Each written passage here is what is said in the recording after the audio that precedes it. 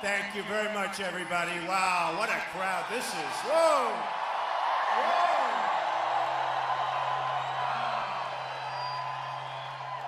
So, I know you have a team that we sort of like. We like Georgia, right? Don't we like? Do we love Herschel Walker? You know, Herschel endorsed me the other day. We love Herschel. We could use Herschel here today, don't you think? For the game. So I said, we'll start this early because I want you folks to get out for the football game, but somebody said, no, we'd rather do this. Is that right? I don't know. I really appreciate this. Is some crowd. And there's so many people outside can't get in, which is only good for you because you know real estate. You did it. You did it. Amazing. Amazing. You know, a friend of mine from New York, a very rich guy, very wealthy guy, very successful. You would have heard of him. He called me up and he said, I hear you're going to Atlanta today. It's all over the newspapers. I said, I am. How many people? I said, thousands. He said, do you have prepared remarks? And I said, no, not really. I have remarks. Our country's going to hell and we're going to fix it and make it great. That's my remarks. And he asked me, he said, how do you do that? And I really mean this, and not just here. There's so much love in these places. When I go, we went to Dallas and we had 20,000 people where the Mavericks play, packed. And the love in that room. We went to Mobile, Alabama, we had 35,000 people. Mobile. We went, the other day, we went to Oklahoma, we had a band shell outside. It was rainy and rough, and we had, in fact, it was so bad I put the red hat on, like you people have. I didn't want to mess up my hair. It's true. But we had 20,000 people in Oklahoma. When we go to New Hampshire, when we go to Iowa, when we go to South Carolina, and I actually told my friend, there's so much love in the room. It really is. There's so much love in the room. It's like easy. It's not hard. It's fun. And I mean that. It's really amazing. Really amazing. So the one thing, and I have to tell you, and I say it all the time, because I like people to be aware of it. One thing we have to watch is, you know, I'm self-funding the campaign. I'm spending all my own money. I'm not asking. I'm turning down. I turned down millions and millions of dollars. In fact, it's so not like me. I'm like, do you believe that I'm doing it? Why wouldn't I take it? Even though I don't need it, I don't want it, why wouldn't I just say, yeah, give me the money? Guys are willing. You know, when you're number one in every single poll in every single state,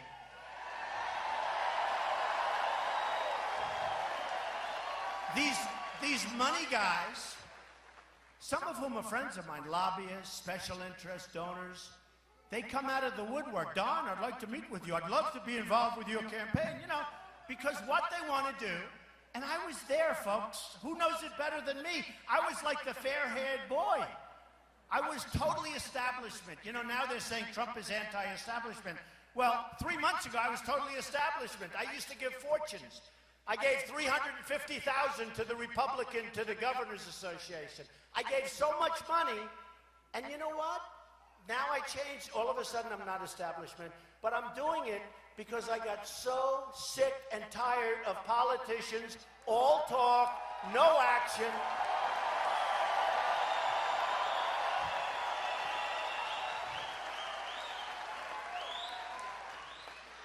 And you know, you had John McCain ran and it didn't work out. And frankly, you know, look, he tried. But honestly, he had a tough one because with what was happening when that election took place, that wasn't so easy. You have Mitt Romney, he really let us down. It was sad, because that was one that should have been won. I mean, he had a guy, a campaign manager, Stuart Spencer, the guy's terrible. And now he's selling a book, he's trying to sell a book. And he goes, well, I don't know if Trump is going to win. I don't think he's going to. This guy is a loser. I've been criticizing him for the last 2 years. And then they ask him questions. But you know, when Romney lost so badly, because I was hoping that he'd do great, and he should have done great. You had a failing president, and he should have done great. And somehow people weren't inspired. You didn't have rooms like this, believe me. That I can tell you. People were not inspired. And I'm always, all my life I've been backing people. I'll back anybody. Look, I was a businessman. Some people, but you backed a Democrat. Of course I backed whoever wanted. I backed. I was a businessman. They were always so good to me. They were so good to me. So what happens, that was something that should have been won. And Mitt is a good guy, but it didn't work. I don't know, did he choke? Something happened. And I said, we're not going to let it happen again. We're not going to let it happen again. It's not going to happen again. But we have to be careful about two things. Number one are the PACs. Because, they've raised hundreds of millions of dollars. Much of it I could have had. I mean, when I tell a guy, I don't want your money, he goes to Jeb, or he goes to Marco Rubio, or he goes to these other people, and they give it to them. That's the problem. Well, let me ask you then. I promise I won't do anything for him. Should I take the money? No. No? I was in Iowa, and we had an amazing place like this.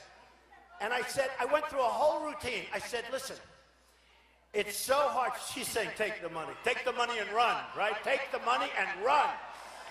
No, but I was in Iowa. We had a room just like this, thousands of people. But I did a long, big thing on it. I said, so here's the story. I promise you, I swear to you, let me take all of these many, many, many millions of dollars. Let me take them.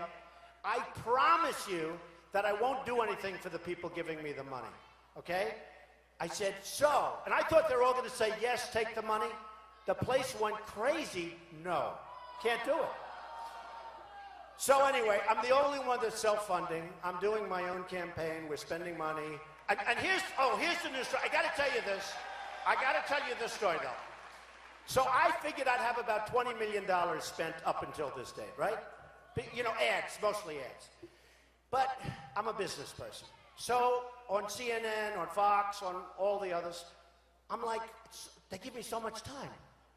They give me, like the debates, every question was, Mr. Trump, Mr. Trump, and I'm saying to myself, what about these other people? I actually felt badly for them. And then when they started, and the last one was CNN, they start with me and then go, Mr. Trump. Then when they ask the other guy, Mr. So-and-so, or governor, or senator, Mr. Trump said this and that. What do you think? The whole thing was like crazy. It was crazy. It was crazy. But you got to remember, so you have these PACs. They have hundreds of millions of dollars. They're going to spend this money on the other candidates and probably attack ads, as they call them, on me. Rush Limbaugh said, no human being has ever received so much incoming as Trump. Incoming. I'd never heard that word before. It was a cool word. I think of it as being like bombarded with shells. He meant bombarded by bad media. But no individual has ever. And if you remember when I announced, and it was tough, it takes guts to run for president. It really does. It really does.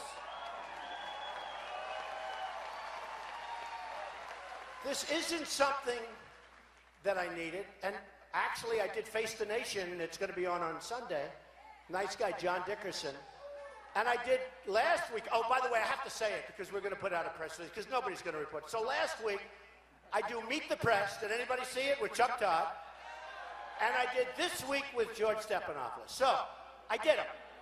So I said, and I just asked Corey, my campaign manager, I said, how did they do with the ratings? So Chuck Todd said, now maybe it's wrong, and if it's wrong, I'll end up with, story, Trump said. But that's what supposedly he said. That he did unbelievable numbers, his best numbers in 4 years. That's with me as a guest. George Stephanopoulos, their numbers were through the roof. I mean, literally, their numbers were through the roof. George, who treated me fairly, and so did Chuck. So I did it. And this week we're doing Face the Nation. Watch how big the numbers are. It's crazy. It's crazy. It's like The Apprentice. It's crazy. But I have to tell you, the press gives off false signals. So false. And I've never seen anything like it. I mean, now if you sneeze, you end up with the story. But I've never seen, some is honest, I'd say 30%. And some is pretty dishonest, and some is really disgusting. Knowingly bad. And I tell you two things. you're going to see a lot of inaccuracy from the press, and you're going to see a lot of commercials about Trump and other people. Those commercials are made by people that want influence, like I used to be. I don't blame them. When somebody gives Marco Rubio $2 million, or Jeb Bush $4 million, or Hillary Clinton a lot of money, for the most part, she's not doing so well. I mean, honestly, she shouldn't be allowed to run. No, she shouldn't. No, she shouldn't.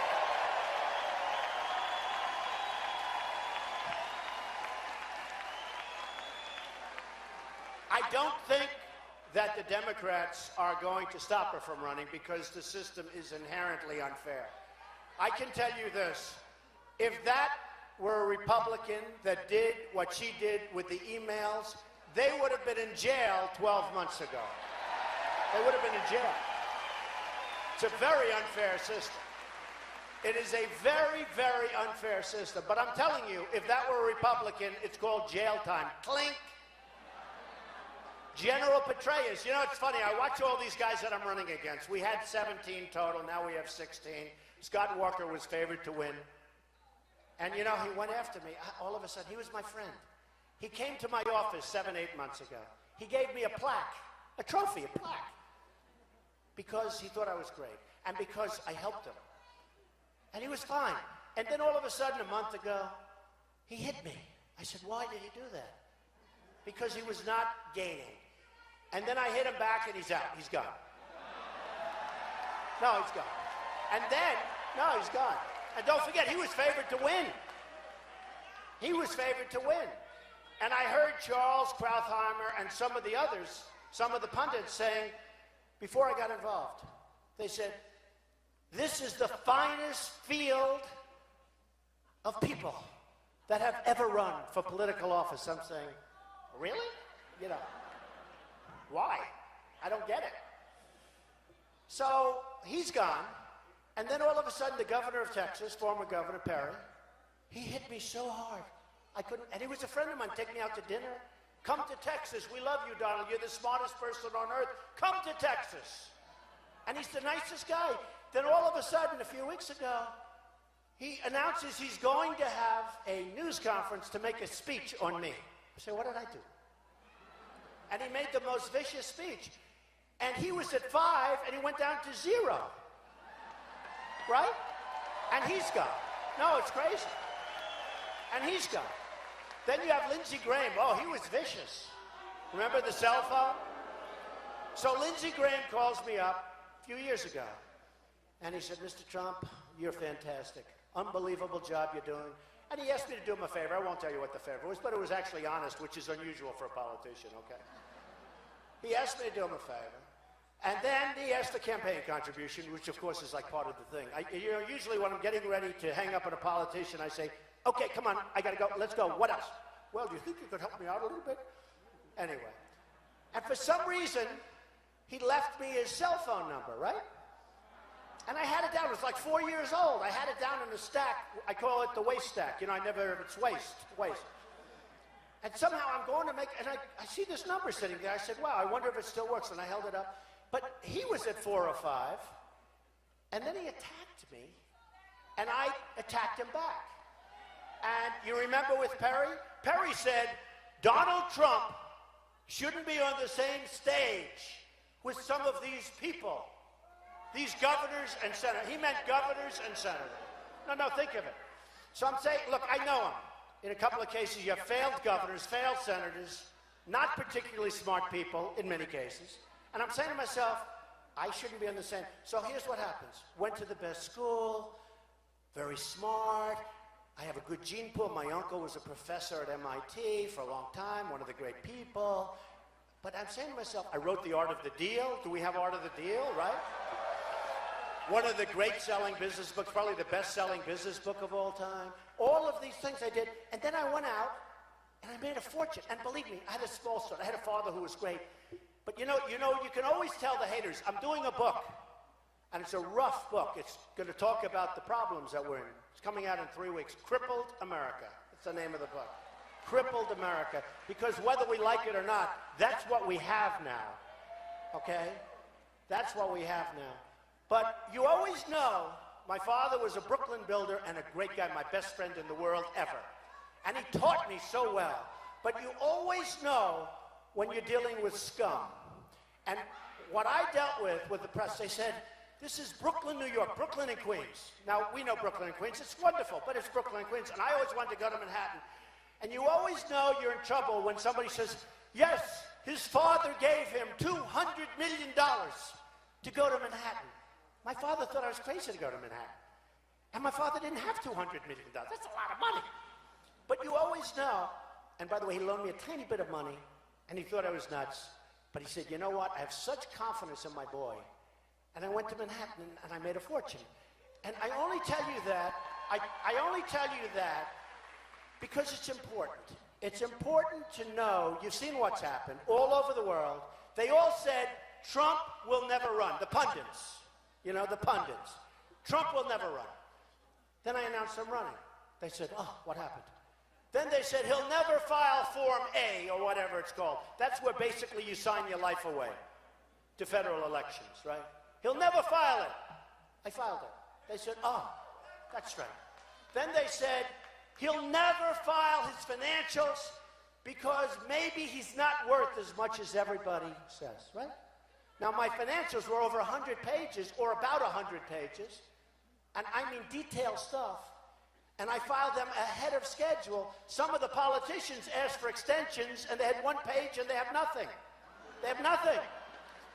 So I have almost 100 pages of stuff, and I filed my financials, and they went through them. Oh, did they? Oh, they thought, oh, finally. You know, I'm a private company. Nobody knows what I have. Forbes doesn't know me. Forbes said I'm worth $4.5 or $5 billion. They put me on the cover of the magazine. But they don't know what I have. I'm private. But now all of a sudden, I filed these papers, and they're very detailed. And people said, wow, he's really rich. They couldn't believe it. Not only rich, you know what? I have some of the greatest assets anywhere in the world, some of the great real estate in the world, 57th and 5th, and 40 Wall Street, and Doral in Miami that you know, and Turnberry in Scotland, and some of the greatest things. Bank of America building in San Francisco, big chunk. 1290 Avenue of the Americas, among the biggest floors in Manhattan. So many different things. And people said, we didn't know this. I built a great company. The reason I say it is because we are going to put whatever that talent is up here to work for our country. That's what we're going to do.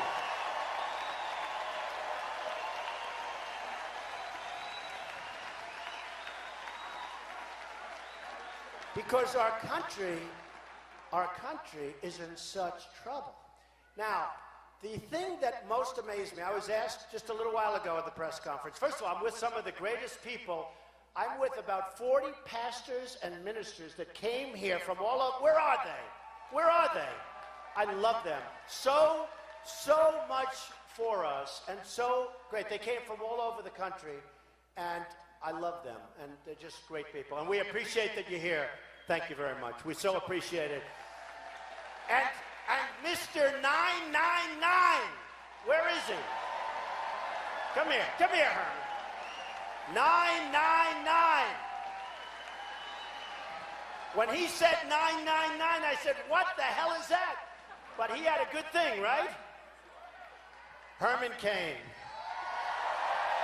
Great job, Herman. Thank you. Your family looks beautiful. Great guy. A great guy. So we have to get the word out.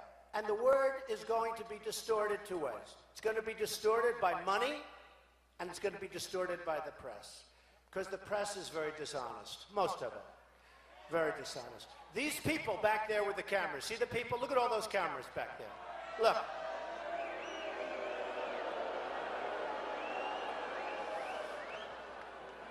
No, they're very dishonest. And again, not all of them.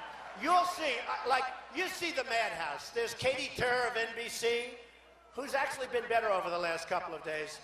You have CBS, you have ABC, you have CNN, you have Fox, you have MSNBC, you have everybody. And look, so here's what they do. Because we've had crowds like this. I mean, everywhere we go, we have not only sellouts, there are thousands of people outside. And my wife, every time I go home, hello, darling, nice beach. Were many people there? It's true. Were many people. Because you know what? They take those cameras, they have it drilled on my face. They never show the audience. And then Katie and the other ones, oh, CNN is brutal. And we're on live CNN. Can you believe I'm on live and I'm saying they're terrible? Brutal.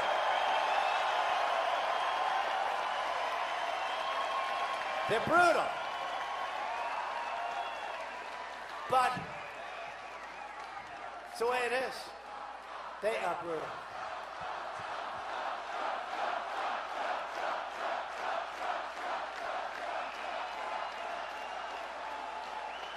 So I go home and I say, so Melania, let me ask you, how was I? You know, and people say he's got a big ego. Let me ask you, men, women, anybody up here? You're up here for an hour and a half. You're talking. You don't have teleprompters. I don't have teleprompters. Right? Right? I've always said, if you run for president, you shouldn't be allowed to use teleprompters. You shouldn't be allowed. Because you don't even know if the guy's smart. He's reading, ladies and gentlemen, thank you very much. This is wonderful. Speed that teleprompter up. Ba, ba, ba. I joke. But you shouldn't be allowed to use teleprompters. But I don't have speeches either. And I've gotten, you know, good credit for that. But I get up because I'm speaking from the heart. You know, if you read a speech, it's true. If you read a speech, or if you have these stupid teleprompters that black out. I mean, Hillary had one the other day. I never saw this one.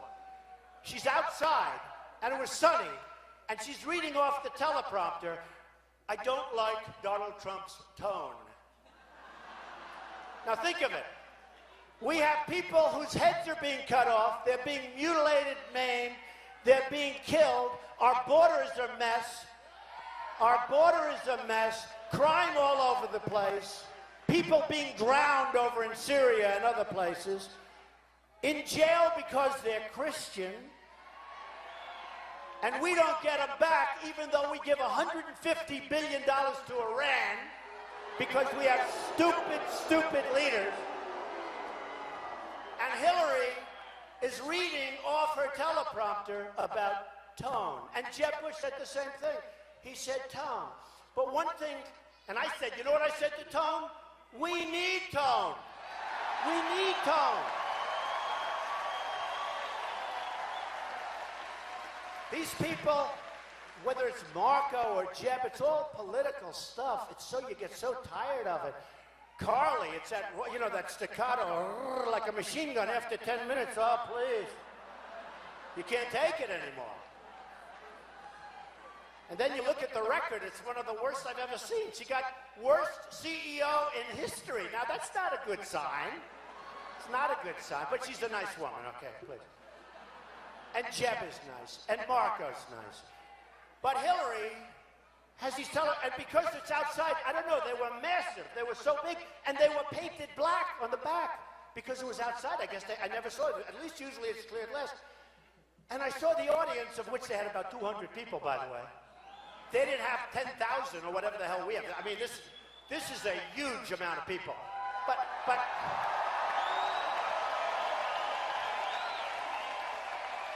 But she's got this massive teleprompter, and the backside is painted black, so she can read it better. And I'm saying, that must be awfully tough if you're in the audience. You can't even see her. You can't even see through the glass. But the distortion of what's said is incredible. And, you know, the other day, I was talking about, and I actually think they're all nice people. And I know most of them, and for the most part, they're nice people, but I don't care if they're nice. Honestly, I don't care. It's time that we get somebody, because I think I'm a nice person. I love people. I love people. I love the people in this room. I love people. But I'm so tired of seeing our country ripped to shreds by China, by Japan, by Mexico, by Brazil, by Saudi Arabia, by everybody. I mean, give me a list. I'll read every country in the world. Everybody. We have people representing us that are incompetent, and probably, in many cases, they happen to be stupid. I'm sorry. So, we have a problem because my word is being so distorted. It's so incredible. And I think you can see I'm having a good time. I really am. You know, they said to Jeb Bush, he was like this. They said, "Are you having fun?" Yes. They said to Marco Rubio, "Are you having fun?" He's sweating like a pig. I never saw a guy sweat like this. The sweat is pouring down. Now think of this. Now we all agree Putin is a pretty tough customer, right? Who would you rather negotiate with Putin, Trump or Bush?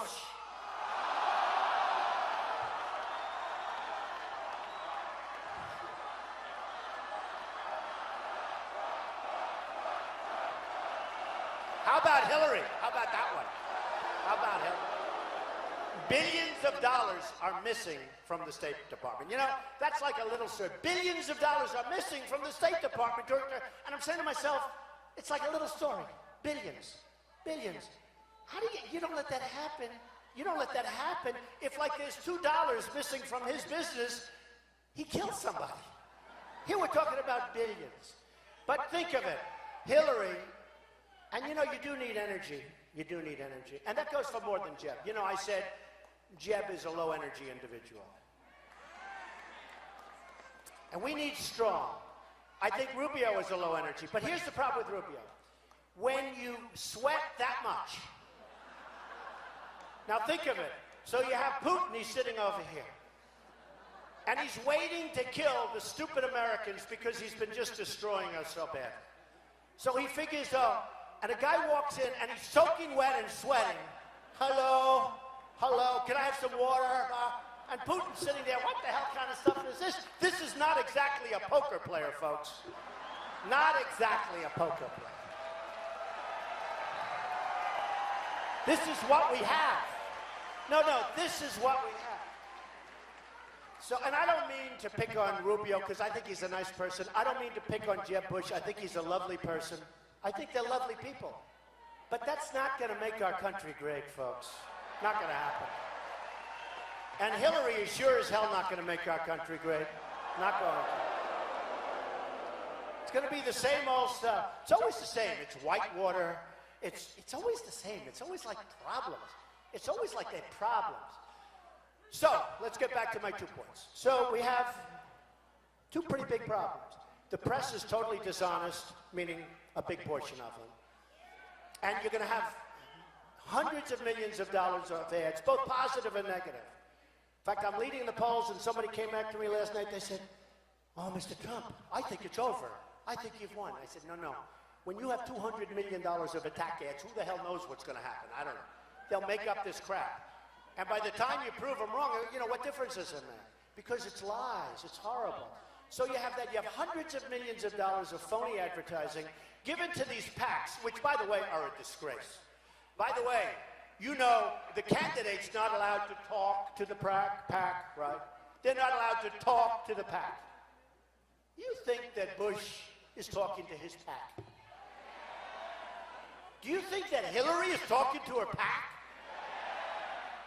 Not allowed to, by the way. Not allowed to. I don't. Somebody said I have 5 or 6 PACs. People form these. I don't even know who they are.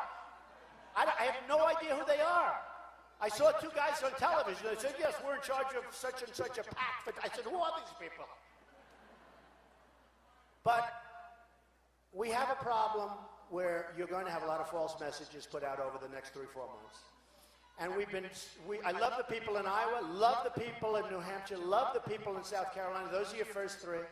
Doing great there, but I just don't know. You know, I had a very bad situation. I had this crazy Club for Growth. You ever hear of it, Club for Growth? It's a conservative think tank. Well, I never heard of it.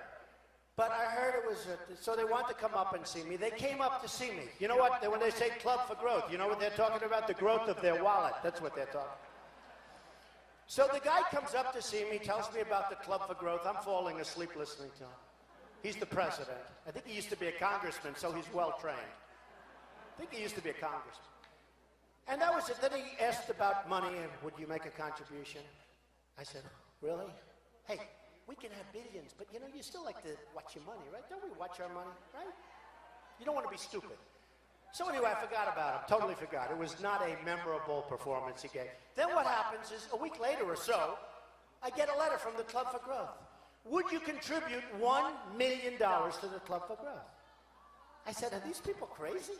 Who are they? And I forgot about it. We told him no. And all of a sudden, he has a news conference attacking me. That's politics. And then in Iowa, they spent, listen to this, $1 million on ads against me in Iowa. And it was terrible. I mean, I said to myself, now here's the good news. They used the best pictures. I look so good in those pictures. I'm trying to find where they got them. Because they're stupid. They said 20 years ago, he wanted a tax increase. By the way, I just put in papers asking for a major tax reduction, bigger than anybody else.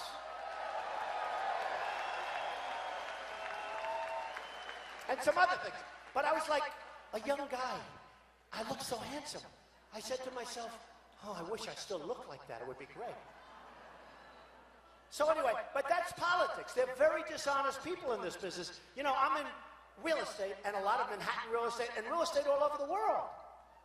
And you know, those are tough cookies. They're like little babies compared to these crooked politicians and the crooked press. They're really babies. So you have a problem. So we're going to have a lot of ads come out.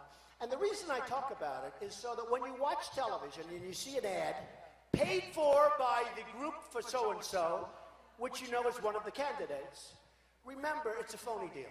Just remember. The other thing is this, and important. When the press covers this event today, you watch. They'll never say how many people are here. Although if it's somebody other than me, they might. Because I saw the other day in Las Vegas, I had a packed house. Did a great job, got great reviews locally. But the national press, it was amazing. It was an amazing event. Now, what I tell the press to do all the time, because they keep, I told you my wife to finish that, so I say, how was it? How was it? And they go, and she goes, were there many people? Now what they do is they put on your face and they refuse to do. So what I'm going to do is span out. Show them the crowd, press. Show them the crowd. Show them the crowd. Look, they're not turning the cameras. They don't even turn the cameras. They don't even turn the cameras because you know what? They're very dishonest people. They're very, very dishonest people. Why don't you span it? Span it. They're very dishonest people. So they get up and they talk about things, but it's a very unfortunate thing. So what I'm saying and what I learned and what I told my friend before, it's amazing how smart the public is. Because the public gets it. The public gets it. We have a little incident where I go and meet the press last week. Now, he said it was the highest ratings he's had in 4 years. Don't hold me to it. But Chuck Todd told my guy it was the highest in 4 years. George Stephanopoulos said something like this, and it was like 8 million between the two shows. Watch how good Face the Nation does this weekend. I'm sure that CNN loves hearing that commercial. Watch how good it does. So just think of this. So we have a situation where we, all together, are being fed so much false information. So much false information. One of them is crowds, which isn't even the big deal. But, you know, if you say there are, I don't know, 8, 9, 10,000 people here today, nobody knows, and they say, yes, Donald Trump had a small crowd, not enthusiastic. And I'm saying, isn't that terrible? We have one. It's a really dishonest group, Politico. Did anybody read that crap? It's losing his shirt. I hear that. So we have this guy, I don't know his name, Ben Schreckinger. Every single article is a horror show. I'm winning the polls. He said, I should have done better. And he goes, the other day they called, we want to do a story about Mr. Trump's businesses, but just the ones that didn't do that well. So we say, what about the hundreds that did great? No, we're not interested in them. And he actually gave this statement in an email. He said, it goes without saying that he's done well. It goes without saying. Talking about, well, that goes without saying, so we don't have to write about that. And by the way, one of the things I'm most proud of, when I got caught in depressions, recessions, I had friends that went bankrupt, they're gone, never to be seen again, I never did. But when I got caught in recessions, depressions, and I'm building a $2 billion building or a $1 billion building, I always came out great. I always came out great. Don't worry about the banks. These are tough people. They can take care of themselves. They can take care of themselves. But I always came out great. And that's what we have to do with our country. Because we're going to have good times, bad times. We've got to come out great. We've got to come out strong. So, with Meet the Press, the big story is whether I'm staying. And I just want to tell, and I'm going to say it very, very firmly, and I said it a little while, but I'm going to say it so strongly. Are you ready? I love this. I love the people. I love the country. We're never, ever getting out of this deal, okay? Ever. Ever. We're winning. We're going to take it to Cleveland, where we have the convention, and after that, we're going to beat Hillary or whoever it is so badly. So badly.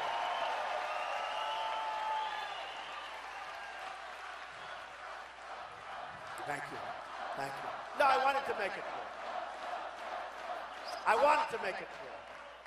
I really wanted to make it clear because I love doing it, but I don't love doing it because I'm having fun. I love doing it because of the end game, because I know, just like all of these red hats and the white hats make America great again, I know we can do that. I know 100% we can do that. It's not even going to be that hard. We can do it. It's not even going to be that hard. When you look at the gross incompetence of our government and the way it's run, the way our government is run, it's not going to be that hard. Let me give you a few examples. And I put in a tax plan, and it's been met very nicely. I mean, it's a very big tax cut. It's going to be, I think, very dynamic for the country and for the economy. And a lot of people have said, really fantastic. And of course, you're always going to have critics, but a lot of people have said, great. But more importantly, we're going to do a lot of cutting. We're going to get rid of Common Core, which a lot of people...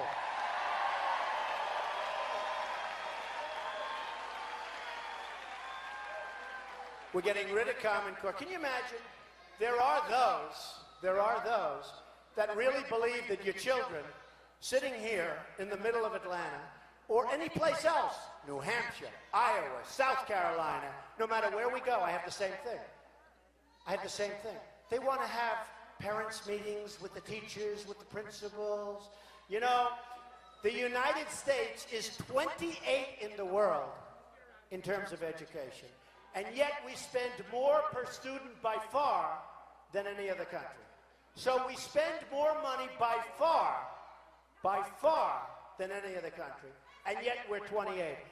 And then you have a Jeb Bush and you have others that I'm running against. I'm trying to be so nice to these Republican people. I really am. I'm doing my best, but it's hard sometimes. Because you have these people, they want Common Core. Why they want it, who the hell knows? Because it's not even close. So we're going to get rid of Common Core. We're going to build up our military so strong and so powerful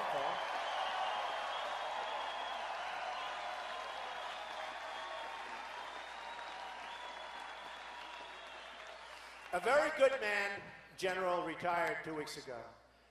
And he said the Army is the least prepared in its history. You heard the quote. Our Army today is the least prepared in our country's history. Now, this is from a general who's in there. He knows. We don't know. He knows. I sat there, I listened. It's hardly covered by the press.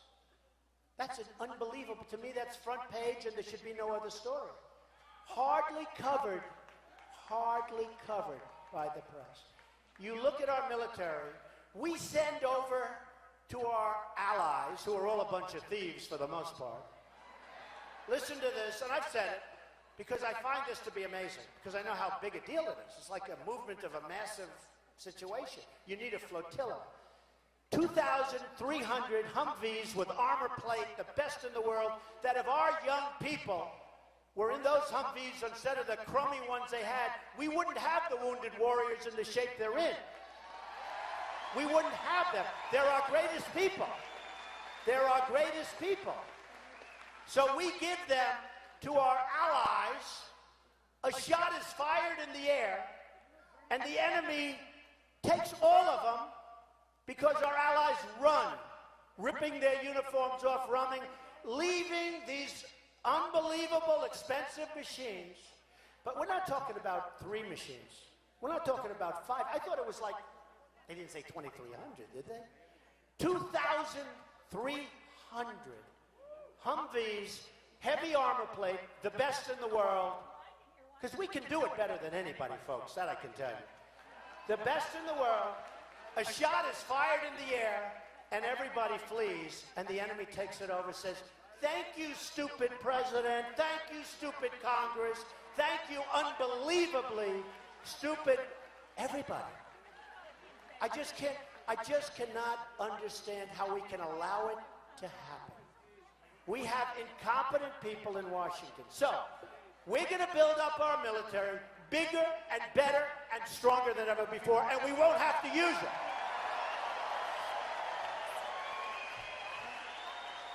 We're going to take care of our greatest people, our veterans. We're going to take care of them. Thousands are dying waiting in line. Thousands are dying committing suicide. Thousands.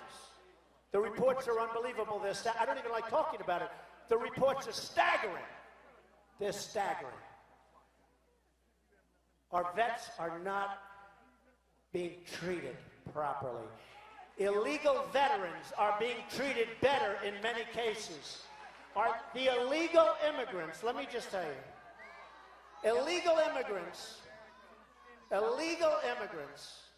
are being treated better in many, many instances than our great vets. It can't happen. It can't be that way. It cannot be that way. So our vets are going to be treated great. Our military is going to be strong. We are going to have a border where people cannot come into this country illegally. We're going to have that border.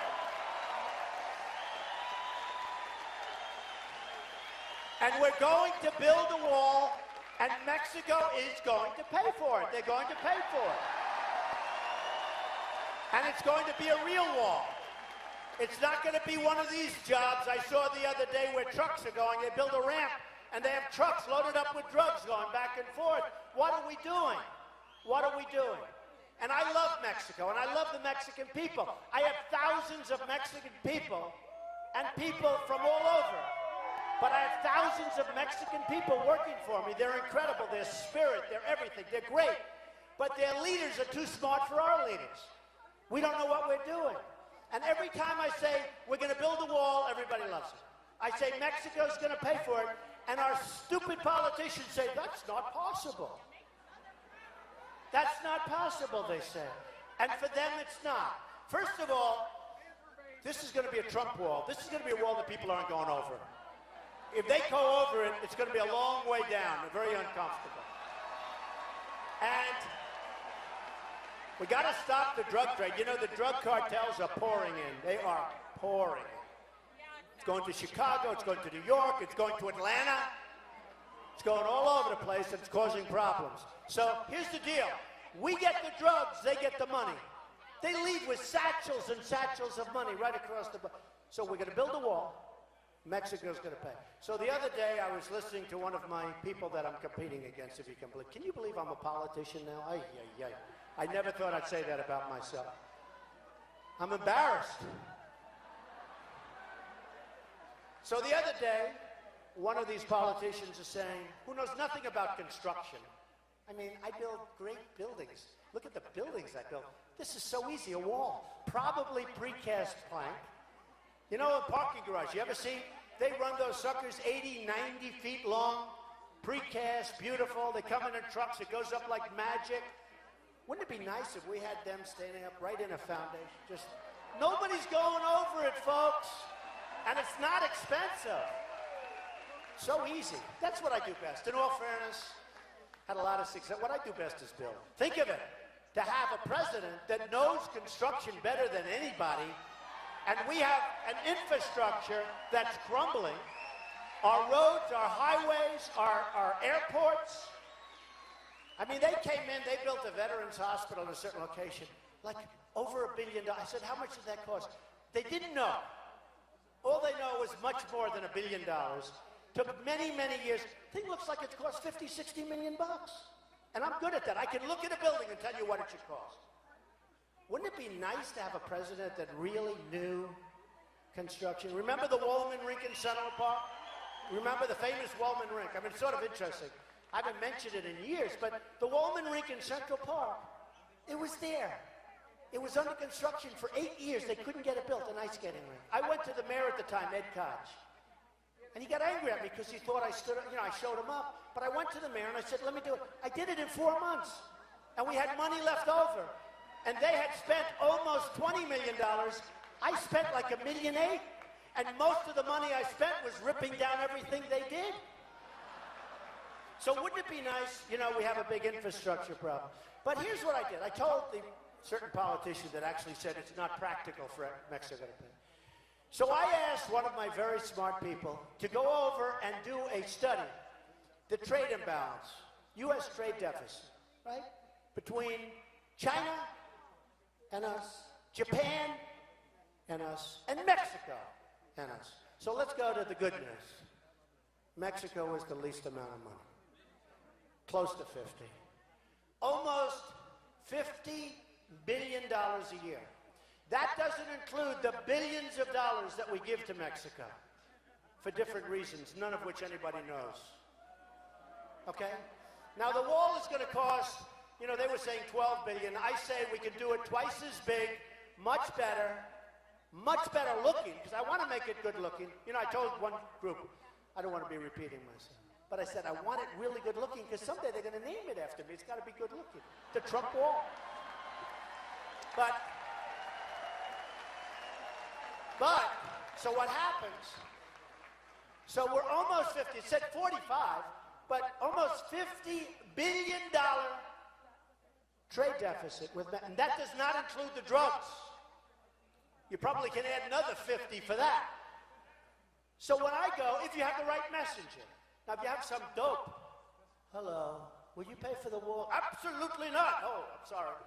Mr. President, they won't pay for the wall. Trust me, they'll pay for the wall. And you know what? I love Mexico. They're going to pay for the wall. You know why? Because they're ripping us off to the tune of hundreds of times what the wall is going to cost. Now, you need the right messenger. You need a person that can deliver the message. So let me just tell you. So Mexico is actually 45 billion, like 50. If they tell you 45, we know it's a lot more. Do we agree? If they say we have a deficit of 45, it's probably double that, but let's say 50. So we lose $50 billion trade deficit with Mexico. Japan, exactly. I think this guy's heard this before. $75 billion. $75 billion. $75 billion with Japan. Again, if they say 75, it's more. So what happens, and I've said this, I'm in Los Angeles 3-4 weeks ago, I see the biggest ships I've ever seen. The cars are pouring off these ships from Japan. We give them nothing. What do we get? We give them beef. It's true. You know what it is? A tiny fraction of what they give us. So they're making a fortune, and here's the beauty. China, $400 almost billion a year. And this has been going on for years. And then I watched Obama, our trading partner, China. I don't want partners like that. Our trading partner. So I have the smartest guys on Wall Street who are friends and enemies of mine. I don't care if I like them or not. Do we care if they're nice people? No. I have the smartest people on Wall Street. They're all lined up. We have the greatest negotiators in the world. We have the smartest people. but we don't use them. We use clowns. We use people that have no ability. We use ambassadors. We use Carolyn Kennedy in Japan. She's a very nice person because my daughter Ivanka said she's very nice, so I love my Ivanka. So she says she's nice. But we have Carolyn Kennedy. She's a primary trade representative. She's the ambassador to Japan. She didn't even want the job. They said, would you like it? She felt she was totally ill-equipped. But since when does that bother anybody? So you look at that, you look at what's going on there. If we can make those deals much better, I don't even say they have to be perfect, okay? How do you go from losing $400 billion to making money? I mean, that's like pretty tough, right? Even for my guys. Even for my guys. But if we can bring those numbers down massively, I don't mean like $399. I mean big league. And then over a period of time, ideally not too long, we bring them down, so even if it's a break even, do you know the kind of money that you're talking about? I have great relationships with China. I have tenants in my buildings that are China. The biggest bank in the world is my tenant in New York. I know China very well. They can't believe they're getting away. They tell me, we can't believe we get away with it. They can't believe it. So I know these people. We can straighten out much of the economics of our country just by negotiating some of the bigger trade deals. Because if you look at China alone, you know, I said to a friend of mine, and he said, that's the coolest quote I've ever heard. I didn't mean it to the other way. I said, what China has done to the United States may be the greatest theft in the history of the world. I think it is. They've taken our jobs. Think of it. Think of it. They've taken our jobs. They've taken our money. They've taken our base. They've really taken our spirit. We feel horrible. I mean, every time you look, they go up 7, 8, 9, 10, 12%. Our first quarter, we were even. Who ever heard of even? We have more people coming in. We have more people coming in. And we're going even. How do you go even? Our first quarter, we were actually even. Our GDP. We can't let it happen. So I have the greatest people in the world lined up. So what we're going to do is the following. We're going to cut taxes. We're going to take care of our military. We're going to take care of our vets. We're going to repeal and replace Obamacare, which is a disaster. Which is a disaster.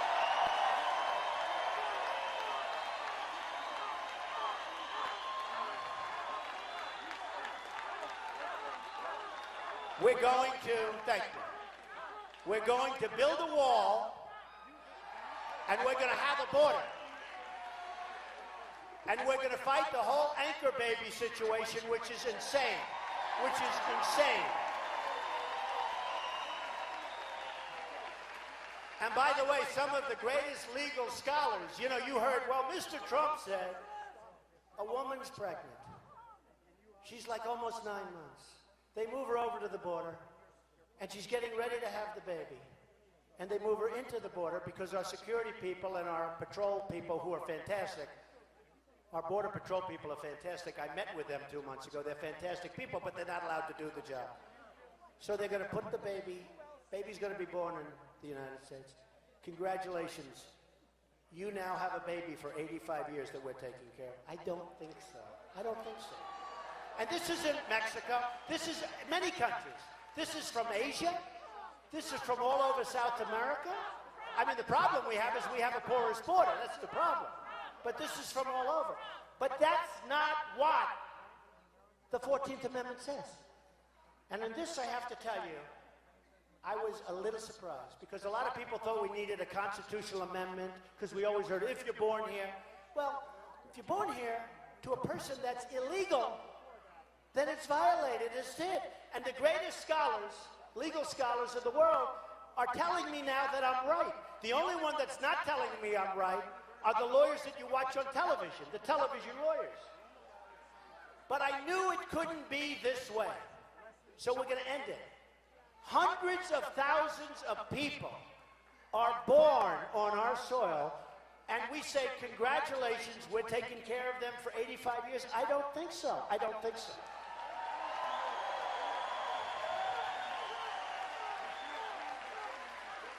And on illegal immigration, and I have to tell you this, I want people to come into the country, just so you understand. I'm not saying nobody can. I want people to come into the country, but I want them to come into the country legally. Legally.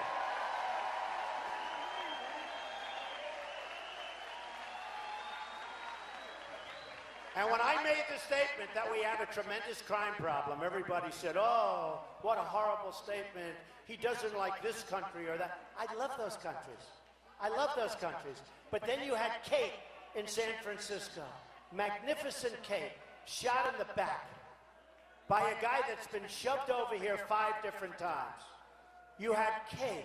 You have so much of it. We have massive crime, and people didn't want to talk about it. And had I not brought it up at my opening, you wouldn't even be talking right now about illegal immigration, and it's become one of the biggest factors. One of the biggest factors. So I want people to come in.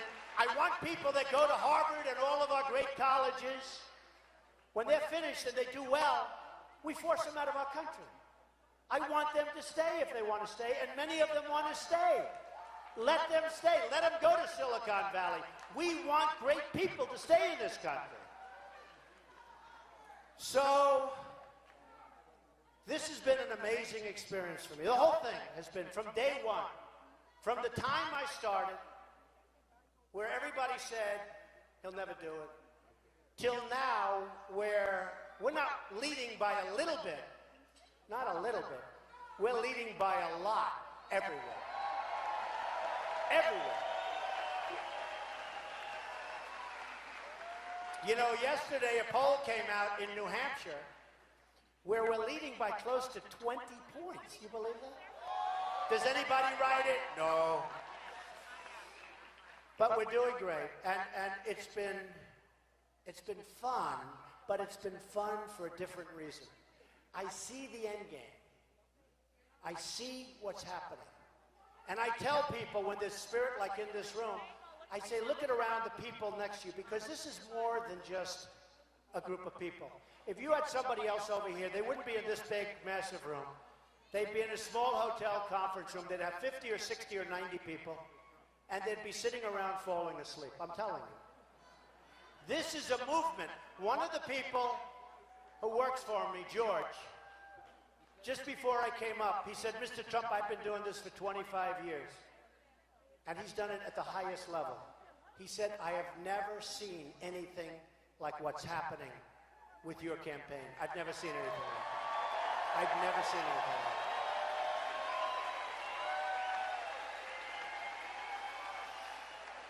So, thank you.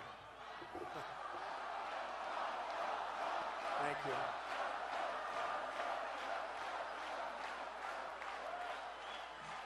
Thank you. So, we're going to get out, we're going to get to work. We are going to work so hard. I am going to spend whatever money is necessary. I don't care. And by the way, and because you're saying I can't do it, I will not take from all these guys that want to give it, okay? And to be honest, what does that mean? When the lobbyist comes up to see me that he's representing Ford or he's representing Boeing or he's representing somebody, and he wants a favor, and I didn't take his money, it's so easy to say, no, I have to do the right thing, right? It's so easy. But we are going to do something that's special. This is, and you know, and I say it, they used to call it the silent majority. It's not silent anymore. It's not silent. And it is a majority. It is a majority. People didn't get out to vote in the last election with Romney. You know, if you look at the people, like yourselves, for some reason they weren't inspired. Everyone says you need this view, you need this, you need that. If the people got off their sofa and voted, the Republicans would have won. They weren't inspired. Something happened where they weren't inspired. There are plenty of us. There are plenty of us. Great people And by the way, I think we're going to get a lot of Democrats. I even think we're going to get a lot of liberals because you know what? They want to see the country get better. They want to see our country get better.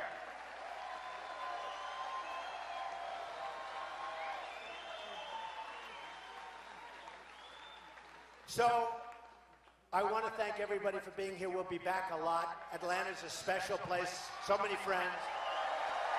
And we are going to make America great again. We will make America great again.